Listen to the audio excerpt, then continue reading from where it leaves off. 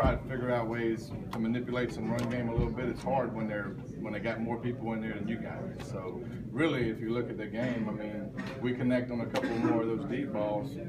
We're in a really good situation. A great learning point from all of us. Patrick too. I mean, we gotta execute those. It's the bottom line.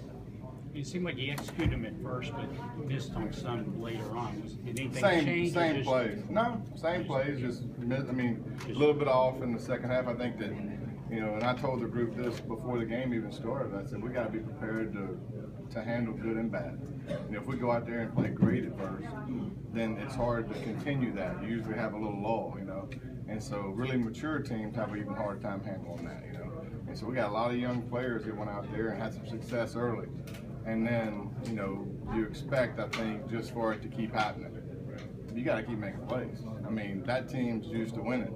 We win 9 games a year for a reason, And so we knew that going in. Those kids were going to play hard to the end. And so I think there's a lot of positives taken out of this game, obviously, and a lot of negatives. We're gonna look at it and probably pinpoint a lot of things we could have done different, that I could have done different. And so, I'm not immune to that either. So we're going to learn from it. Typically your biggest, improvements week 1 to week 2. And I think you can see across the nation that, it's, especially with new coaches and some new freshman players. I mean, a lot of times it don't go smooth at first, so it's a process. Were you thinking though about halftime that this is going a lot better than I expected? Well, I mean, no. I mean, you just keep playing.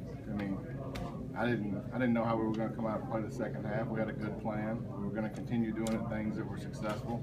And really, if you look at it, we just didn't execute well this third quarter. And that's why, I mean, if you look at the breakdown of plays, I mean, we didn't have a lot of long drives, which is typically the case. I mean, because they were forcing our hands schematically, because they were getting up in our face, and whenever you get up in somebody's face, and still, my mentality is, I mean, throw over them, and so it makes it easy. It makes play calling easy. You just got to execute. You got to win one-on-one matchups. What was Patrick doing so well in the first half, hitting those deep balls for the most part, and maybe did he get away from, or what was happening? I don't know if it was anything he was doing better or worse. I mean, we just threw him a little bit out of reach in the second half. I think you can overanalyze it all you want to, but we had open guys, and he threw it a little too far a couple times, and so. I think one big positive is when we needed to make a play at the end, he made a great throw, And so, I mean, you're not going to make a great throw every time. And I think that, even the one that was picked is probably a product of him overthrowing it a couple times. And then you get a guy wide open and you need to put it out there and he underthrows and it gets picked. So, I mean, it's just a process of learning and being in that situation and making those plays. Did you draw up 75-yard touchdown run for the first play? Well, I mean, I was hoping that Boone would have a big play. I didn't know it would be that big. Came out with a little pistol. Is that what you started out in? Well, yeah, 3 backset pistol. Yeah. How much of that do you think could be